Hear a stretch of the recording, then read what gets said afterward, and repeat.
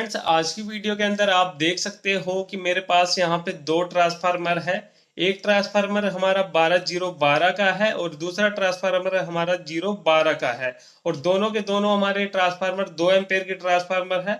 तो आज की वीडियो के अंदर मैं आपको बताऊंगा कि अगर आपके पास इस टाइप का नया ट्रांसफार्मर है या आपने किसी पुराने सर्किट से पुराना ट्रांसफार्मर यूज किया है या फिर आपके पास पहले से कोई ट्रांसफार्मर पड़ा हुआ था उसे आप यूज करना चाहते हो, तो किस तरीके से मल्टीमीटर से चेक करके पहले आप ये पता लगा सकते हो कि जो हमारे ट्रांसफार्मर है वो खराब है या सही है। और दूसरा, काफी सारे लोगों को ये भी प्रॉब्लम होती है इस टाइप के ट्रांसफार्मर के अंदर कि हम इनपुट वाली वायर कहाँ पे जोड़ें और आउटपुट वाली वायर कहाँ पे जोड़ें। तो ये छोटी छोटी ना कॉमन सी चीजें काफी सारे लोगों के दिमाग में रहती है। कुछ भाई ऐसे हैं जिनको पूरी नॉलेज होगी इस टाइप के ट्रांसफार्मर को कैसे यूज करना, कैसे चेक करना है, लेकिन कुछ भाई नए होते हैं, उनको इसके बारे में ज्यादा जानकारी नहीं होती। तो स्पेशली आज की वीडियो उन्हीं के लिए है। तो यहाँ पे देखिए मेरे पास दो ट्रांसफार्मर है, मैंने आपको बता ही दिया है। एक हमारे पास 12012 का है और एक हमारे पास 012 का है।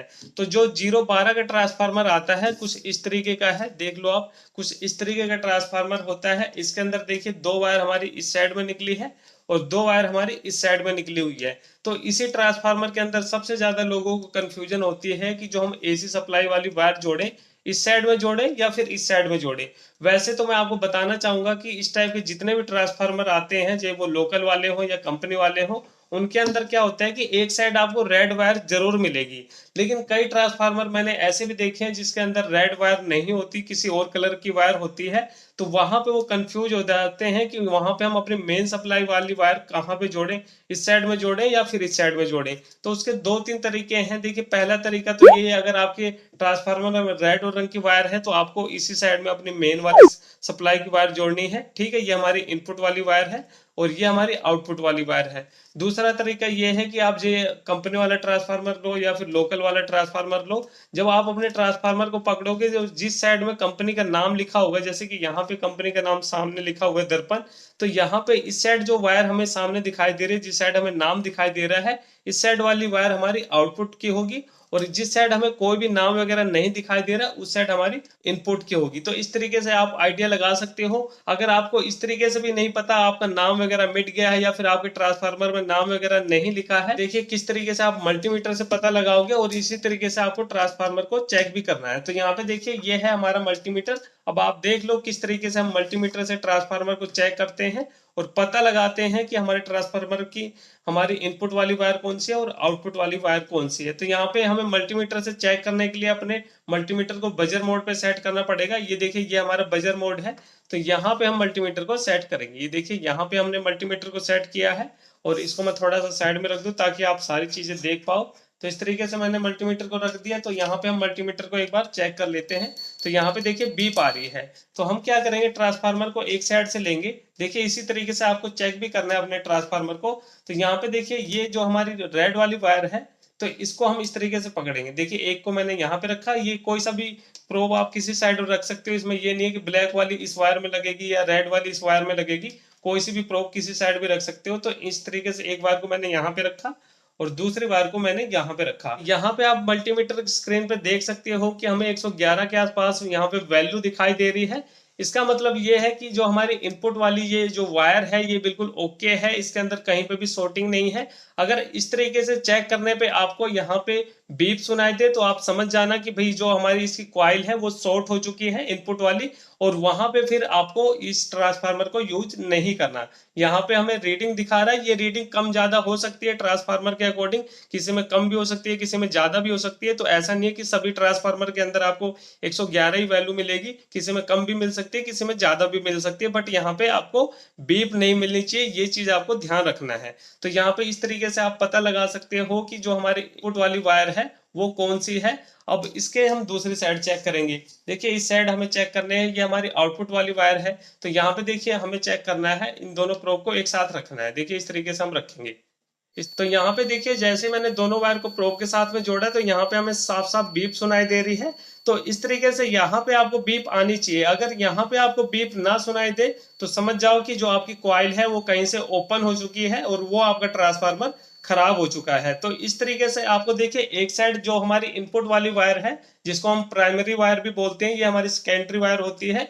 तो एक साइड तो आपको वैल्यू मिलनी चाहिए, इस साइड में आपको बीप नहीं मिलनी चाहिए, ठीक है। और यहीं पे आपकी जो हमारी मेन सप्लाई वाली वायर है, जो कि 220 वोल्टेज हम देते हैं, इसी वायर से देंगे।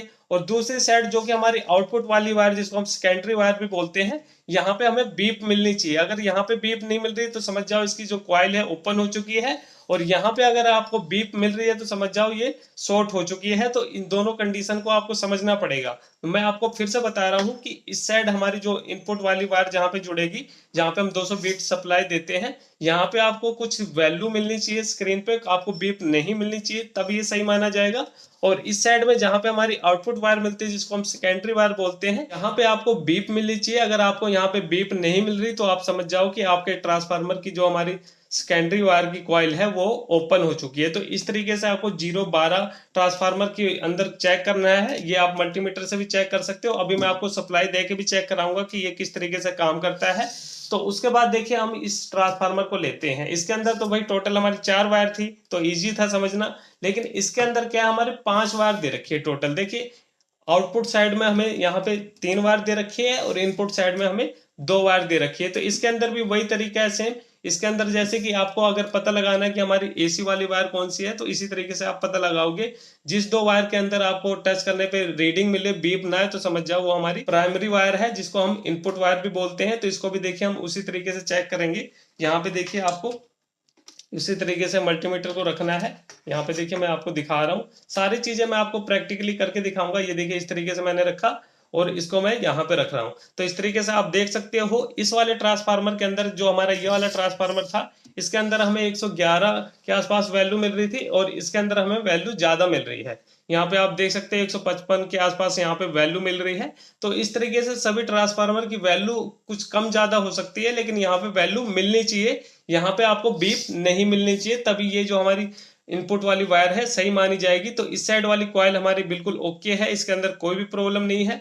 अब इस साइड वाले कैसे चेक करेंगे, तो इस साइड वाले को देखिए कैसे चेक करना है आपको। सबसे पहले ये वाली जो वायर है, इनको आपस में इस तरीके से चेक करना है आपको। देखिए ये जो हमारी हरी वाली वायर है, इस तरीके से टच करने पे देखिए यहाँ पे बीप आ रही है। यहाँ पे आप देख सकते हो बीप के साथ यहाँ पे वैल्यू भी हमें मिल रही है। तो बीप के साथ 2-4 वैल्यू भी आपको मिले तो कोई दिक्कत नहीं है, कुल मिला के यहाँ पे बीप मिलनी चाहिए। अगर यहाँ पे आपको बीप नहीं मिल रही है तो हम समझ जाओ कि जो इसकी कॉइल है हमारी ओपन हो चुकी है। तो एक तो इस तरीके से चेक करना है। उसके बाद देखिए आपको इस तरीके से ये जो बीच वाली वायर है, इसके साथ में चेक करना है। तो इसके साथ में भी आपको बीप मिलनी चाहिए, और यहाँ पे देख लो 3 वैल्यू भी आ रही है। तो इस तरीके से यहाँ पे बीप आनी चाहिए। उसके साथ में देखिए इसको फिर से पकड़ना है, और इस वायर के साथ में भी हमें चेक करना है उसी तरीके से। देखिए इस तरीके से हमें चेक करना है। तो यहाँ पे भी हमें बीप मिल रही है, और यहाँ पे 2 वैल्यू मिल रही है। तो इस तरीके से आप किसी भी मल्टीमीटर की मदद से किसी भी ट्रांसफार्मर को चेक कर सकते हो कि जो हमारा ट्रांसफार्मर है भाई वो काम कर रहा है कि नहीं कर रहा। मैंने आपको दोनों तरीके बता दिए। इसी तरीके से आपको सभी ट्रांसफार्मर को चेक करना है। बेशक आपका ट्रांसफार्मर 2 एम्पेयर का हो या 50 एम्पेयर का हो, सभी ट्रांसफार्मर की चेकिंग इसी सेम तरीके से होगी। और सारी चीजें मैंने आपको फुल डिटेल से बता दी है। अब यहाँ पे मैं आपको एक चीज और बता दूं, कुछ लोगों के दिमाग में ये रहता है कि यहाँ पे ये जो ट्रांसफार्मर है, अगर हम एक साइड 220 एसी सप्लाई देंगे तो यहाँ पे हमें डीसी वोल्ट मिलेगी। तो ऐसा नहीं होता। देखिए ये जो हमारा ट्रांसफार्मर होता है, ये स्टेप डाउन ट्रांसफार्मर होता है। ये क्या करता है कि जैसे अगर हमने यहाँ पे इसको 220 वोल्टेज दी, तो यहाँ पे ये हमें आउटपुट में एसी वोल्टेज देगा, लेकिन एसी वोल्टेज को वो कम करके देगा। यानी 12-13 वोल्टेज के आसपास हमें एसी मिलेगी, यहाँ पे डीसी नहीं मिलेगी। डीसी को बनाने के लिए यहाँ पे हमें ब्रिज रेक्टिफायर यूज करना पड़ेगा, और कुछ कैपेसिटर यूज करना पड़ेगा। तो अगर आप उसकी वीडियो चाहते हो तो आप मुझे कमेंट करके बोल सकते हो, मैं दोनों के ऊपर वीडियो बना दूंगा। देखिए इस ट्रांसफार्मर से हम सिर्फ 12 वोल्ट ले सकते हैं, और ये जो हमारा 12012 का ट्रांसफार्मर होता है, इससे हम 12 वोल्ट भी ले सकते हैं और 24 वोल्ट भी ले सकते हैं। तो आपको एक एक करके दोनों ट्रांसफार्मर के ऊपर वीडियो मिल जाएगी। पहले मैं इस ट्रांसफार्मर के ऊपर वीडियो बनाऊंगा, और फिर उसके बाद में इस ट्रांसफार्मर के ऊपर वीडियो बनाऊंगा। लेकिन सबसे ज्यादा आपको कमेंट करना पड़ेगा, तब ये वीडियो बन पाएगी भाई। अगर 2-4 लोग कमेंट करके बोलेंगे तो मैं वीडियो नहीं बनाने वाला। तो ये चीजें आपको देख लेना है। तो उम्मीद करता हूं कि भाई आपको हमारी वीडियो पसंद आई होगी, और वीडियो पसंद आई हो तो वीडियो को लाइक शेयर जरूर करें, और चैनल पे नए हो तो चैनल को सब्सक्राइब करें। तो चलिए फ्रेंड, फिर मिलते हैं नेक्स्ट वीडियो में कुछ नए टॉपिक साथ। तब तक के लिए जय हिंद, वंदे मातरम।